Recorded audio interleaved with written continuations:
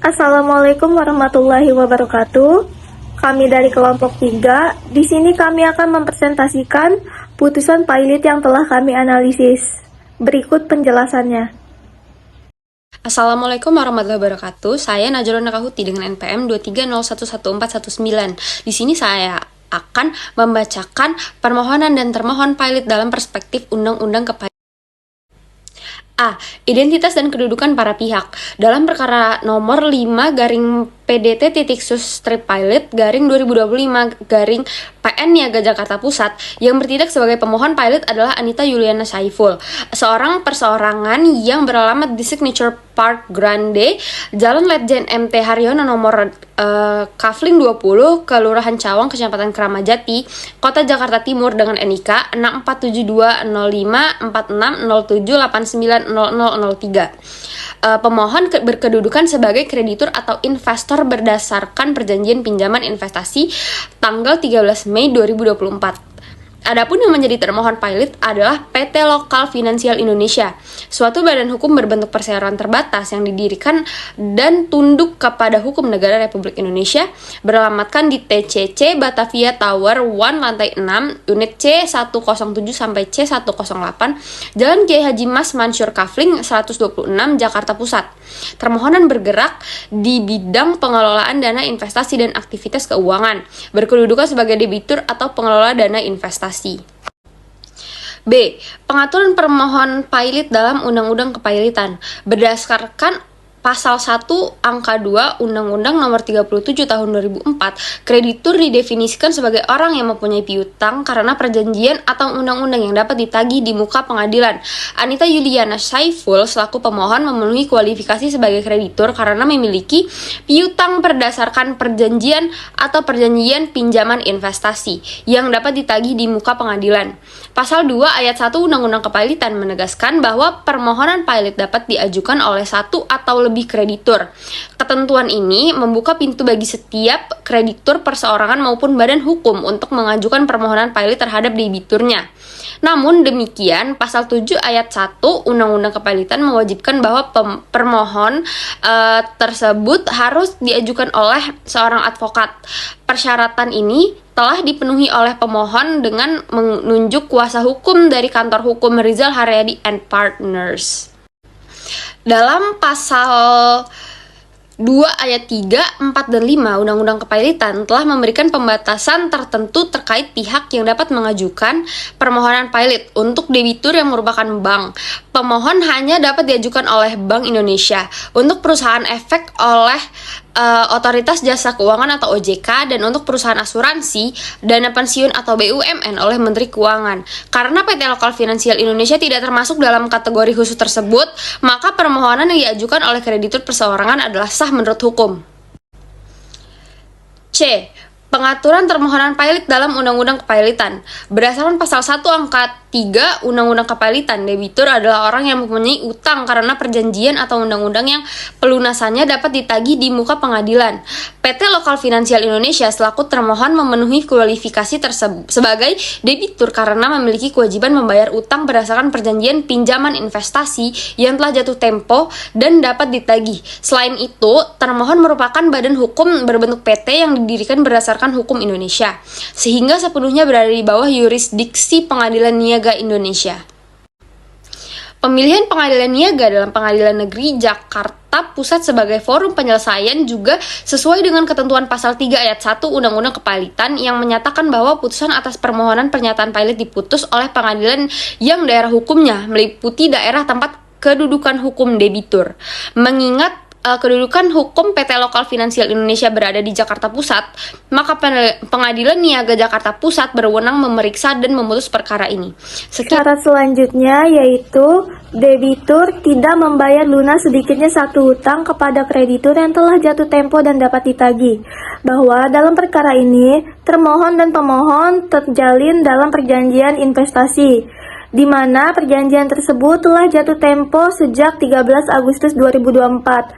Namun termohon tetap tidak menjalankan kewajibannya, sehingga pemohon mengirimkan surat somasi pertama yang jatuh pada tanggal 6 September 2024 Namun tidak ada tanggapan. Selanjutnya pemohon memberikan surat somasi yang kedua pada tanggal 16 September 2024. Namun pihak termohon tetap tidak melakukan kewajibannya. Oleh karena itu telah terpenuhi syarat pilot. Dengan demikian, pemohon mengajukan permohonan pilot ke Pengadilan Niaga Jakarta Pusat. Assalamualaikum warahmatullahi wabarakatuh. Perkenalkan, nama saya Kamala Aziza dari MPM 2312011328. Di sini saya akan membahas mengenai bagian 3, yaitu alasan majelis hakim mengabulkan permohonan pilot. Alasan majelis hakim mengabulkan permohonan pilot karena terpenuhinya syarat pasal 2 ayat 1 UUK, yaitu 1. Debitur memiliki lebih dari 1 kreditur, dan 2. Debitur tidak membayar sedikitnya 1 utang yang telah jatuh tempo dan dapat ditagih. Dalam perkara ini terbukti bahwa termohon memiliki 2 kreditur dan mengakui tidak mampu melunasi utangnya. Selain itu, dalil pembelaan termohon ditolak karena tidak memiliki dasar hukum yang kuat. Alasan seperti utang masih dinegosiasikan seharusnya diajukan PKPU atau diselesaikan melalui wan prestasi tidak dapat menghalangi permohonan pilot. Karena kreditur bebas memiliki upaya hukum dan kepilitan memiliki rezim yang berbeda. Hakim juga menegaskan bahwa perkara ini memenuhi prinsip pembuktian sederhana pasal 8 ayat 4 UUK, yaitu cukup dibuktikan secara ringkas bahwa syarat kepilitan terpenuhi. Fakta penting yang terbukti adalah adanya utang, telah jatuh tempo, tidak dibayar, serta pengakuan debitur sendiri atas ketidakmampuannya. Dengan demikian, permohonan pilot wajib dikabulkan sesuai ketentuan hukum. Sekian dari saya, selanjutnya akan dilanjutkan oleh teman saya. Baik, Assalamualaikum warahmatullahi wabarakatuh. Perkenalkan, nama saya Dewi Aleta dengan NPM 2312011187. Baik, di sini saya akan menjawab pertanyaan nomor 4, yaitu kurator dan hakim pengawas dalam putusan pilot. Dalam putusan nomor 5 garing PDTS pilot garing 2025 garing PN Niaga Jakarta Pusat ditunjuk Faisal SMH sebagai hakim pengawas sesuai pasal 15 ayat 1 UUK Hakim Pengawas berperan mengawasi pengurusan pemberesan harta pilot oleh kurator pasal 65, memberikan persetujuan atas tindakan tertentu pasal 69 ayat 1, menerima laporan serta memimpin rapat kreditur pasal 60. Peran ini menjadi bentuk kontrol pengadilan agar proses kepilotan berjalan sesuai hukum. Ke Majelis Hakim juga mengangkat tim kurator yang terdiri dari Rudi Iyoisim Parastio SH dan Dwi Torianto Haraharjo SH MKN yang terdaftar di Kemenkumham untuk mengurus dan membereskan harta pilot PT Lokal Finansial Indonesia. Secara hukum, kurator diatur dalam pasal 1 angka 5 dan pasal 70 ayat 2 UUK, yaitu pihak yang berwenang mengurus dan membereskan harta pilot dengan syarat berdomisili di Indonesia, memiliki keahlian khusus dan terdaftar di Kemenkumham. Selain itu, pasal 15 ayat 3 UUK membatasi kurator tidak boleh menangani lebih dari 3 perkara kepilotan atau PKPKU sekaligus, dan dalam perkara ini syarat tersebut telah diverifikasi oleh majelis hakim. Dari aspek kualifikasi, kedua kurator telah memenuhi syarat administratif, termasuk di pendaftaran, pernyataan tidak adanya konflik kepentingan, dan tidak melebihi batas perkara.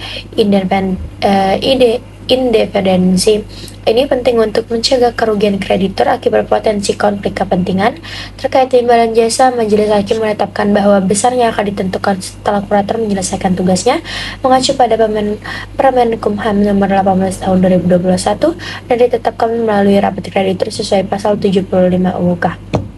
Assalamualaikum warahmatullahi wabarakatuh. Perkenalkan, nama saya Nandanis Happy Permatarindu dengan NPM 2352011074. Di sini saya akan menjawab pertanyaan rumusan masalah nomor 5, yaitu apa akibat hukum dari putusan pernyataan pilot nomor 5 tahun 2025 dan kapan putusan tersebut mulai berlaku. Menjawab pertanyaan kapan berlakunya, pada pasal 11 ayat 3 Undang-Undang Kepilotan dengan tegas menyatakan bahwa putusan pilot berlaku sejak tanggal diucapkan tanpa menunggu upaya hukum apapun. Dalam perkara ini, putusan diucapkan pada tanggal 3 Maret 2025, hanya 41 hari sejak permohonan didaftarkan pada tanggal 21 Januari 2025. Artinya masih dalam batas 60 hari yang ditetapkan pada pasal 8 ayat 7 Undang-Undang Kepilotan. Maka PT Lokal Finansial Indonesia resmi berstatus pilot terhitung sejak tanggal 3 Maret 2025. Akibat hukum yang pertama yaitu sita umum atas seluruh harta kekayaan debitur berdasarkan pasal 21 Undang-Undang Kepailitan. Kepailitan meliputi seluruh harta kekayaan PT Lokal Finansial Indonesia, baik yang sudah ada sejak putusan diucapkan maupun yang diperoleh selama proses kepailitan berlangsung. Sita umum ini berlaku otomatis demi hukum tanpa perlu tindakan penyitaan tersendiri dari jurusita pengadilan. Dan akibat hukum yang kedua yaitu berdasarkan pasal 24 ayat 1 Undang-Undang Kepailitan, debitur demi hukum kehilangan hak untuk menguasai dan mengurus seluruh harta kekayaan sejak tanggal putusan diucapkan. Artinya, sejak tanggal 3 Maret 2025, PT Lokal Finansial Indonesia tidak lagi berwenang melakukan tindakan hukum apapun atas aset-asetnya. Seluruh kewenangan pengurusan beralih sepenuhnya kepada kurator. Dan akibat hukum yang ketiga yaitu dimulainya proses pengurusan dan pemberesan harta pailit oleh kurator di bawah pengawasan hakim pengawas. Kurator wajib mengumumkan putusan pailit di berita negara dan surat kabar harian, lalu melakukan inventarisasi harta, menyelenggarakan rapat kreditur, dan menggelar verifikasi utang dalam rapat pencocokan piutang. Hasil pemberesan kemudian dibagikan secara proporsional kepada para kreditur, didahulukan dari kreditur separatis, lalu ke kreditur preference, lalu kemudian yang terakhir yaitu kreditur konkuren. Dalam perkara ini, Anita Yuliana Syaiful dan Fandi Mardiantoro berkedudukan sebagai kreditur konkuren. Meskipun putusan langsung berlaku, pasal 11 ayat 1 Undang-Undang Kepailitan tetap membuka hak kasasi ke Mahkamah Agung yang harus diajukan paling lambat 8 hari setelah putusan diucapkan. Setelah itu, pasal 14 Undang-Undang Kepailitan memungkinkan peninjauan kembali apabila ditemukan bukti baru. Namun, penting ditegaskan, pengajuan upaya hukum tidak menunda berlakunya putusan pailit. Inilah cerminan asas efisiensi dan kepastian hukum dalam Undang-Undang Kepailitan.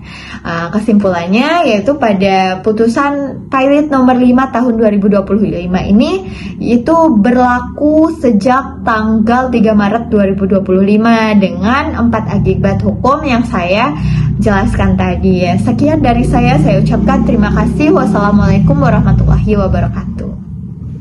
Sekian presentasi dari kami. Wassalamualaikum warahmatullahi wabarakatuh.